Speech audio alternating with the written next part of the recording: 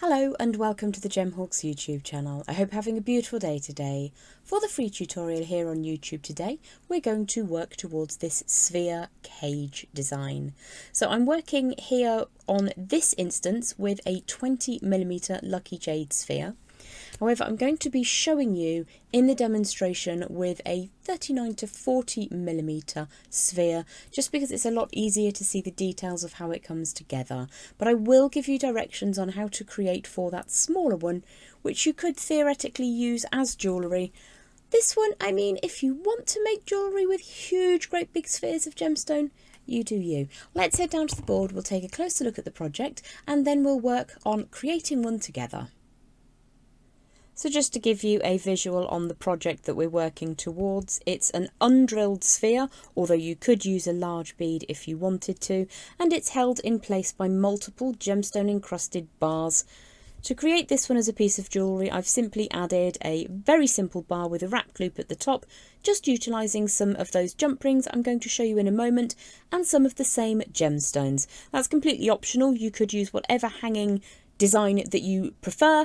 I'm just going to pop this down to one side for now, but you can see that that will hang really attractively. So as home decor, as wall art, or indeed as a piece of jewellery, it's a lovely project to get your teeth into.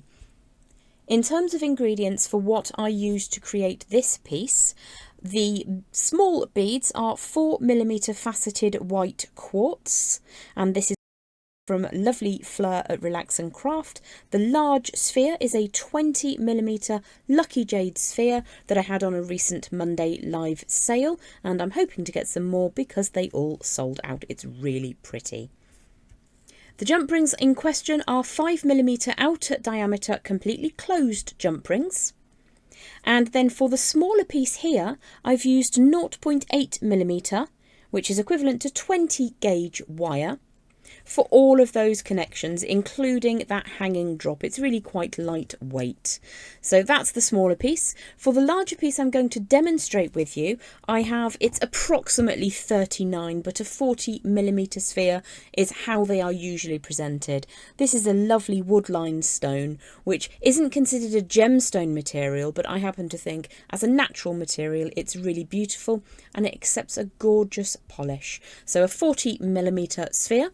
And the beads I'm going to be using for the demonstration today are 8mm round. These are a blue dyed ochre agate, but you can use really any beads that you like. Now, in terms of the size ratio, the beads I'm using compared to the sphere are about 20% of the size, so 8mm to 40mm. Or 4mm to 20mm. I will put instructions on screen as we go through the video tutorial. The first thing that we need to do is to create 12 bars. Now the bars themselves, once they're completed, are very, very simply beads with a simple loop at either end, and we need to create 12 of them. So for the large piece that I'm demonstrating for you, we're going to work directly from the reel, and for the large piece I'm using 1mm or 18 gauge wire. If you wanted to recreate a smaller piece, now because these beads are a little bit smaller, the drill holes are smaller, I used 0.8mm or 20 gauge wire. I would suggest, instead of measuring pieces of wire, that you work directly from the reel, so that's attached underneath my left elbow. For the large piece, I'm going to add on 3 of my chosen beads because that works out at the correct kind of size. And I will show you ratios in a moment.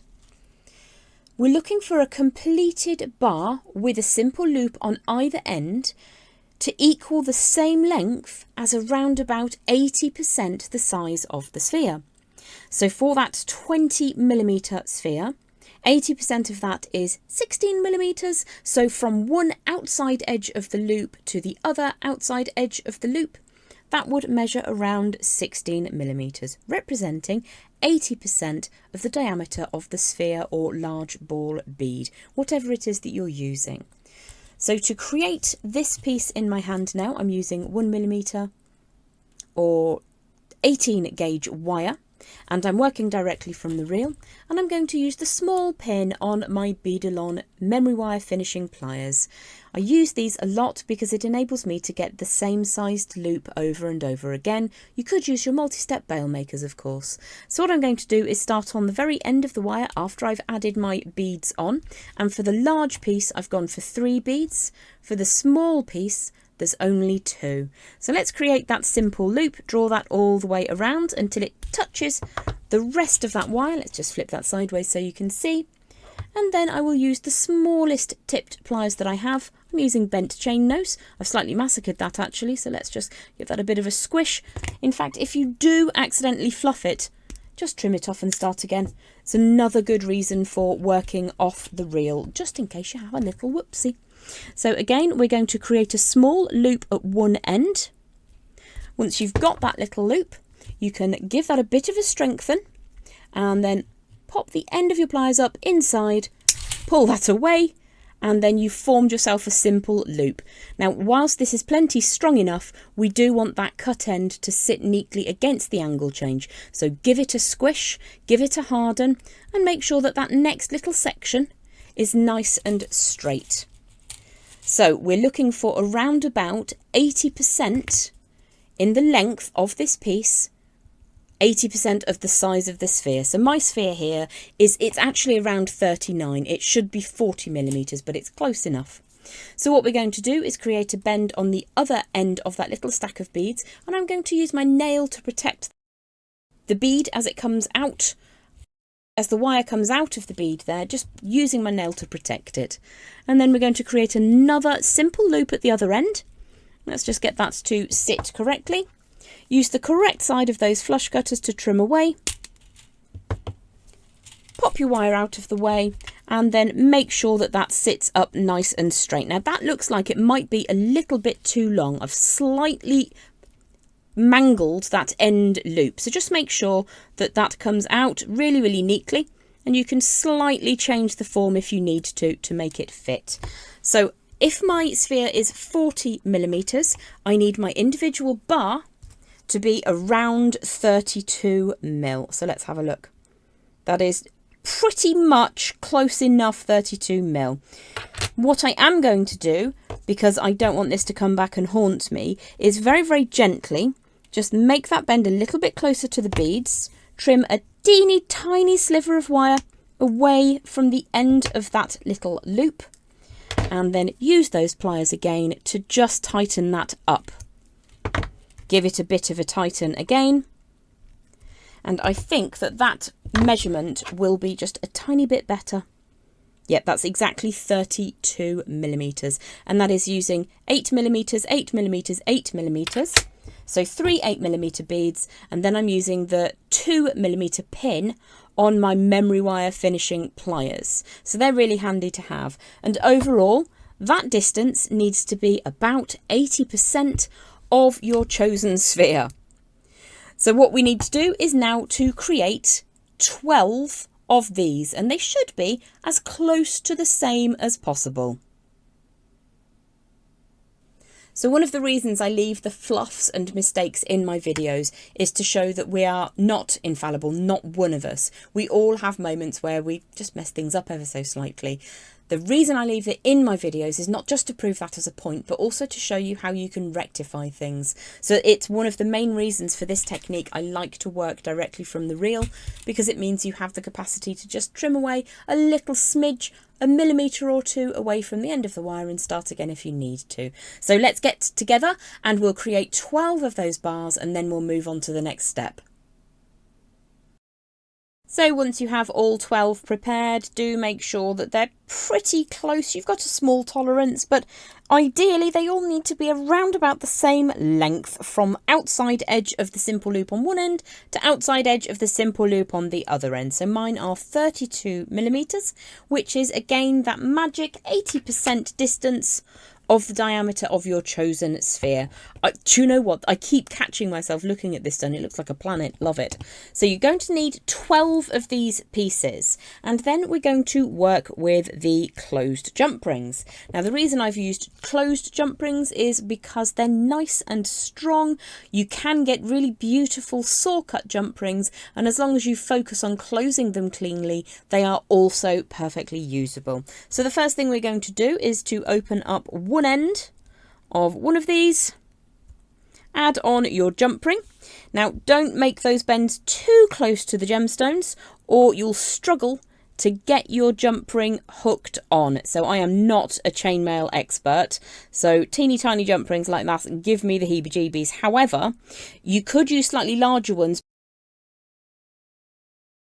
So just close that loop up when you're done.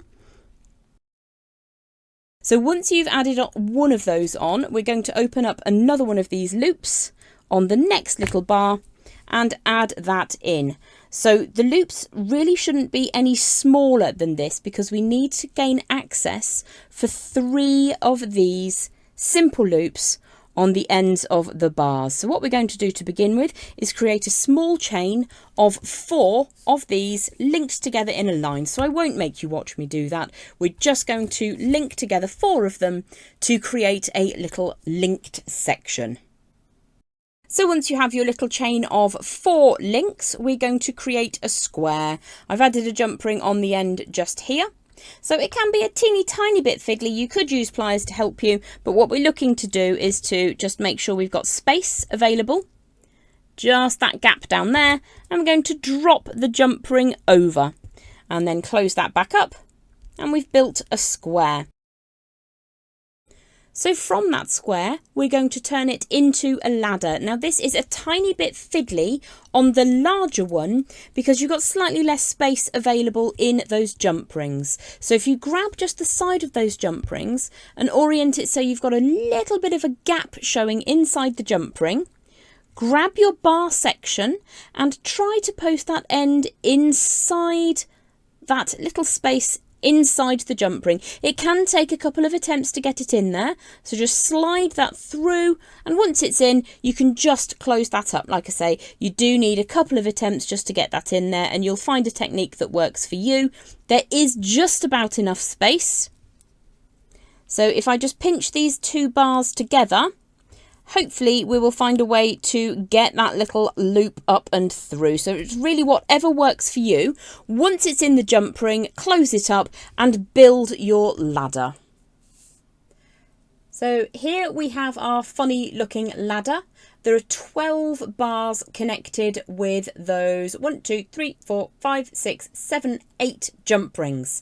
Now I'm not going to lie, it's a little bit fiddly with those 5mm jump rings, so you could probably go for a 6mm closed jump ring if you're going to be working with that 1mm or 18 gauge wire. I do not believe it will make any difference of note to the finished product.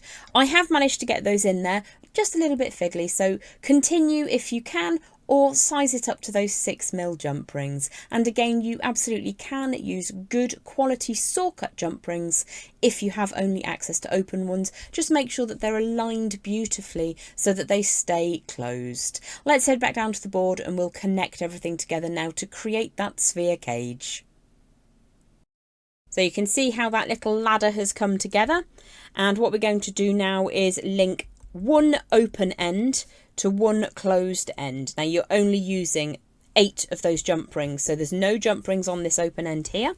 The first thing we're going to do is just strengthen up that loop, and in an opposite to what I would normally say, we're going to open this last jump ring in the wrong kind of way. We're going to prise that open completely differently to how we would normally open either a simple loop or a jump ring. And what we're going to do is to bring that all the way around and connect it to the other end. So as you're looking at the screen, the top side of the open end of the ladder is going to connect into the jump ring on the top side of the closed end of that ladder. So your beads will probably wiggle around a little bit. It's still a little bit fiddly with those 5mm jump rings, so do go for a slightly larger one if you can. Once you've got that end hooked in, we're going to close that back up. Now with this 1mm or 18 gauge wire, you can get away with it once. I wouldn't recommend it with the lighter wire. So definitely go for either 6mm jump rings or use that smaller technique. So here we have a semi-closed sphere cage, and what we're going to do is to pop our sphere inside, and all that remains is to close this last link. Now this is the fiddliest one, so again this is the last link that we're going to work on.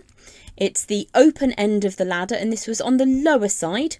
Just going to give that a quick strengthen, and then I'm going to open it in the way that I've spent the last 10 years saying don't open it like this. Just going to open that up so it makes a little bit of a hook shape, and then we're going to try and get that into that last jump ring. And as I said, if you've got a little bit of space with a 6mm jump ring, it will be slightly easier, but as you can see, it is possible with those tidgy-widgy 5mm closed jump rings, and that's the outer diameter. So make sure that your bead's sitting in the correct place on that bar. Close that last jump ring back up into position. Once you're happy that the cut end has met that angle change, let's just see if I can get some lightness under there. The cut end of the simple loop needs to meet the angle change on that bar. Make sure everything's good and strong and straight, and there you have your sphere completely securely caged. Now all I did for the piece that I demonstrated beforehand, the piece that I showed you earlier, is I added a bar with a simple loop at one end, hooked into one of these positions, and then created a wrapped loop up at the top. Now, I've only got one of these beads left, so I'll probably just do something very, very simplistic with that and take a photograph of it on the outro screen of today's video. So you can see this one is really, really delicate and perfectly wearable as jewellery. It hangs securing that sphere very securely. It cannot pop out due to that magic ratio, and that magic ratio was that the length of the bar be 80% of the diameter of that sphere. So that's good and secure. It's not going to pop out in any way, shape or form. I shall find a way to hang that attractively later and pop it up in my office. So whether you choose to go big and create a sphere cage for home decoration, or whether you choose to go slightly more diminutive and create a piece for jewellery, there is your sphere cage tutorial. I hope that you've enjoyed that. It really is very helpful for me as a YouTube creator if you drop a like and a subscription on the channel. Leave me a comment down below to say if you've enjoyed this one and what you want to see in the future.